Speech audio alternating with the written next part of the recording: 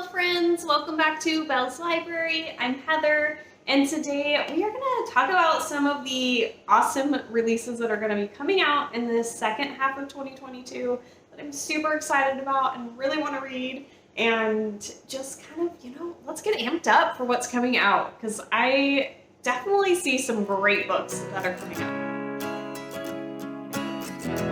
And I would also love to hear what you guys have heard of that's coming up here in this later half of the year.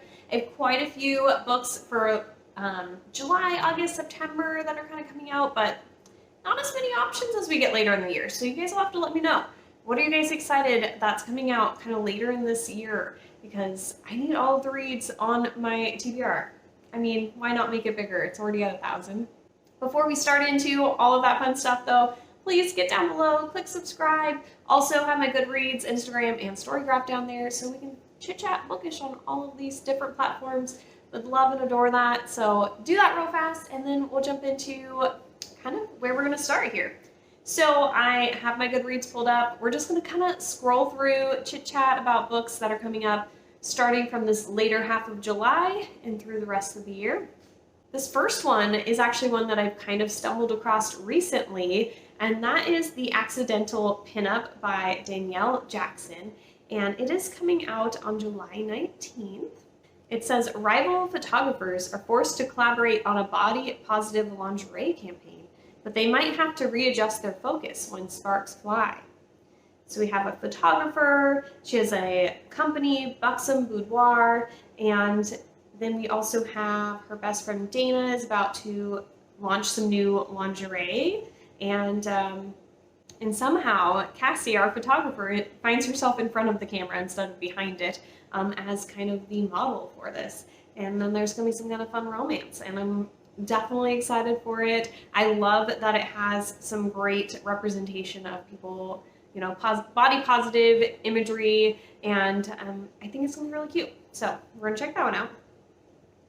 This one I actually chose as one of my Book of the Month picks, and that is The Bodyguard by Catherine Senner. So I really enjoyed What You Wish For a couple years ago by her, so I would really like to see a little bit more of what she's got.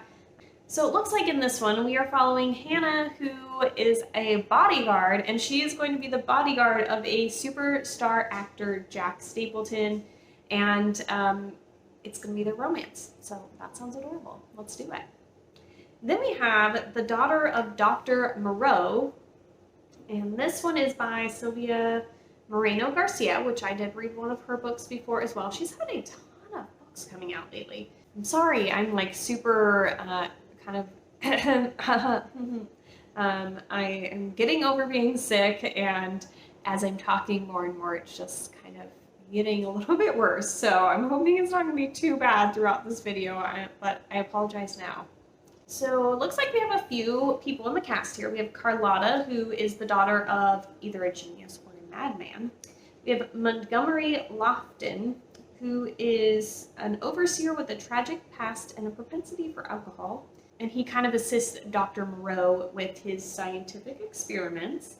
And the hybrids, which are fruits of the doctor's labor, destined to blindly obey their creator and remain in the shadows. They're part human and part animal monstrosities. Interesting. They all live in harmony in this kind of balanced, static world that is abruptly changed and jolted by the arrival of Eduardo Lizalde, who is the charming and careless son of one of Dr. Moreau's patrons. So it says it's kind of like a historical novel as well as a daring science fiction journey. Goodness, can I speak? So kind of, for whatever reason, I was thinking this one was a mystery, but it's more like sci-fi-ish. So it sounds kind of Frankenstein-y to me. Also, those little guys, the hybrids, sound like Oompa Loompas-ish, but probably not as friendly, pleasant seeming. Yes, so this is the last one for July, and it's A Half-Built Garden by Ruthanna Emrys. I'm just gonna read you this little blurb here. Very intriguing, another sci-fi with some first contact. It says, on a warm March night in 2083, Judy Wallich Stevens wakes to a warning of unknown pollutants in the Chesapeake Bay. She heads out to check what she expects to be a false alarm and stumbles upon the first alien visitors to Earth. These aliens have crossed the galaxy to save humanity, convinced that the people of Earth must leave their ecologically ravaged planet behind and join them among the stars. And if humanity doesn't agree, they may need to be saved by force. Sounds pretty good to me. So now moving into August, we have The Art of Prophecy by Wesley Chu, which is an epic fantasy, which I usually don't do a ton of. So we'll see how this one works out for me. I don't totally remember what it was that drew me to this one, but in this one we have a foretelling of this child defeating the cruel and mortal god king named Eternal Khan. And the hero, Jian, he basically has been raised since birth in this like luxurious way. And so when we have Taishi, the greatest war artist of her generation, arrives to see this child, when he's basically at a point where it's time for him to be the hero, she just finds this spoiled brat and she's like, what the heck is this? This guy's not going to do anything. So, kind of has to teach him how to save the world. So the next one is by Kate Alice Marshall, which I have been intrigued by her books for a while and wanted to read something by her. So this is her newest book that's coming out, These Fleeting Shadows, and it kind of relates it to The Haunting of Hill House and Knives Out, which I love. Haunting of Hill House. I still haven't seen Knives Out, so maybe something I should probably check out. I know it's really popular. But we basically have this girl, and she is inheriting her mother's ancestral home and has to go back there, and in order to get the inheritance and all the money and everything, she has to stay there for a year. But also this old home that she hasn't been to in a really long time kind of haunts her dreams, and so she's going to find some answers, but I'm going to assume there's going to be some haunting elements to that. The next one is Stay Awake by Megan Golden, which I adored The Night Swim by her, so of course I had to add her new book on here. This one, Liv Reese wakes up in the back of a taxi with no idea where she is or how she got there. When she's dropped off at the door of her brownstone, a stranger answers, who now lives in her apartment and forces her out into the cold. When she reaches for her phone to get some help, it's missing and she just has a bloodstained knife in it. That's when she sees that her hands are covered in black pen, scribbled messages like graffiti on her skin. Stay awake. What's going on there? I don't know, but I want to find out. I'm really excited about it. This next one I also just found recently. It sounds super stinking cute. This one's Love in the Time of Serial Killers by Alicia Thompson. So adorable. Turns out that reading nothing but true crime isn't exactly conducive to modern dating. And one woman is going to have to learn how to give love a chance when she's used to suspecting the worst. So I'm pretty sure we have, Phoebe. She's like obsessed with true crime. And then we have her new neighbor. She's convinced is a serial killer. So she's kind of investigating into this, and lo and behold, don't think he is, but they're going to totally have a cute romance, so I'm down for that. Then we have another really exciting romance. Allie Hazelwood's new book is coming out, Love on the Brain. So excited for it. I loved The Love Hypothesis. Oh, so cute. Anyways, this one, a scientist is forced to work on a project with her nemesis with explosive results. Definitely there for it. Love the idea of having sciencey things in a romance book because I'm just very intrigued by science and I really enjoy reading it in my books. I didn't know how much I would, but it just it works for me. So very excited to be reading her next one. So also found a cute witchy book, The Very Secret Society of Irregular Witches by Sangu Mandana. This one says it's a warm and uplifting novel about an isolated witch whose opportunity to embrace a quirky new family and a new love changes the course of her life. So it looks like this witch has always been taught and known that she shouldn't be around other witches, that it'll bring attention and it's not good for them. But she gets a strange letter inviting her to come out to this island. I think it's Nowhere House, not island. And basically teach these 3 young witches how to control their magic. And so, I don't know, this almost gives me the vibes of House on the Cerulean Sea, where you're going out to some mysterious house and teaching these kids and being with them. I don't know. Anyways, I don't know if it'll be, exactly the same, but for whatever reason, those vibes came to me. Sounds super cute, and it's got witches, which I love and adore. So then we also have Miss Taylor Jenkins Reid's new novel coming out. Carrie Soto is back. So excited to read her next thing. This one looks like it's going to be set in the 90s, so gotta love that. We're following a legendary athlete attempts a comeback when the world considers her past her prime. And I think it's in tennis. Yeah, she had retired from tennis. She was the best the world had ever seen, and now she's trying to come back after a 6-year retirement. Not a super Tennessee fan, but I will read anything Taylor Jenkins Reid puts out, so let's just see how that goes. I also added an Alice Feeney book on here. Her books do not tend to intrigue me very much. What she puts out to me just seems like things that have been done before, but I just haven't ever read anything from her. I don't know. We're going to see if this one works for me. It sounds semi-interesting. There was some reason that I put it on this list. After years of avoiding each other, Daisy Darker's entire family is assembling for Nana's 80th birthday party in Nana's crumbling Gothic house on a tiny tidal island. I like the idea of being secluded on a little island in a Gothic house. That sounds fun. Finally back together one last time when the tide comes in, they will be cut off from the rest of the world for 8 hours. See, isolated. The family arrives, each of them harboring secrets. Then at the stroke of midnight, as a storm rages, Nana is found dead. And an hour later, the next family member follows. Okay, so family members are starting to drop off. Trapped on an island where someone is killing them one by one, the Darkers must reckon with their present mystery as well as their past secrets before the tide comes in and all is revealed. Yeah, see, that sounds very intriguing to me. Yeah. I think that if I'm picking up an Alice Feeney, this should be my first one, because that one definitely hits me. And the last one that I have for August I think was my biggest month of new releases that I have right now, is the sequel to Six Crimson Cranes by Elizabeth Lim. This one's called The Dragon's Promise, and I just loved and adored Six Crimson Cranes last year. Ooh, excuse me. And this one, so basically we're following this princess who, her stepmom finds out she has magic, and she's always kept it hidden because it's forbidden in her world. And so the stepmom banishes her and makes it to where nobody can recognize her, and she has to basically find her way back and save her brothers and her dad from her stepmom. And now we're continuing that journey. And I think there's gonna be more dragons in this one. There's a little bit in the first one. So that should be exciting. Okay, so this next one, I love the cover of this one. Monsters Born and Made by Tanvi Burwa.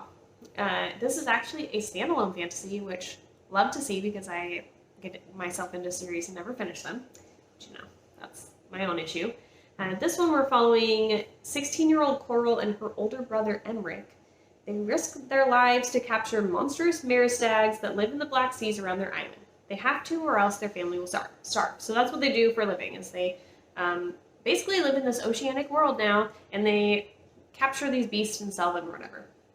But their younger sister, I believe, is sick. She needs medicine. They can't afford it. So Coral is going to cheat herself into the glory race, and she has to try and win against all these people who have been training their whole lives to do it, including against her ex-boyfriend, and people who are trying to basically force her to drop out.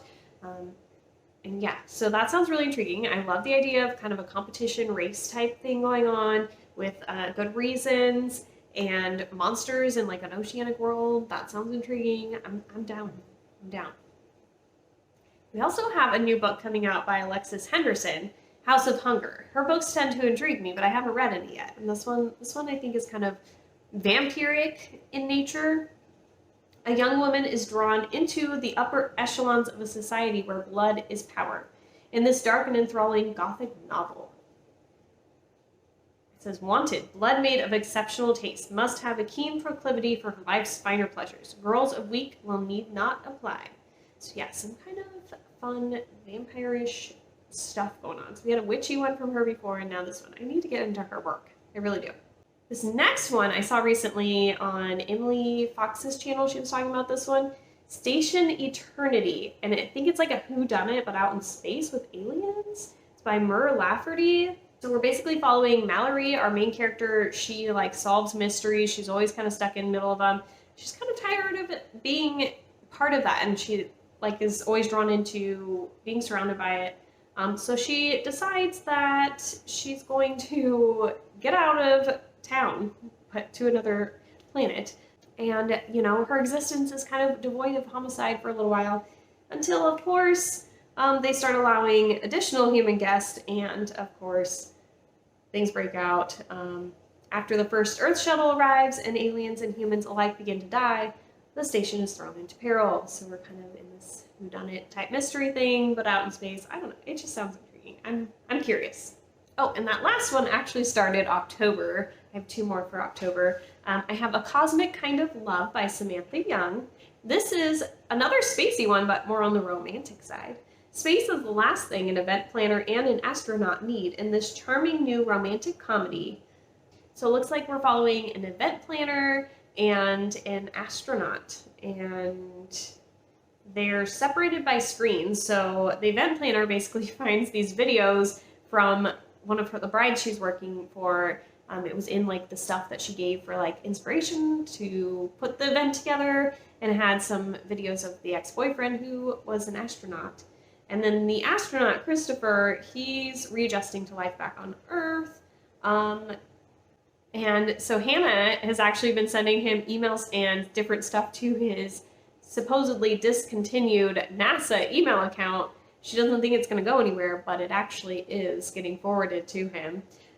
So yeah, I don't know. That just sounds super cute to me. Like, totally adorable. And then I also have Built to Last by Erin Hahn. She's the one who wrote The Ex-Hex, which I am dying to read.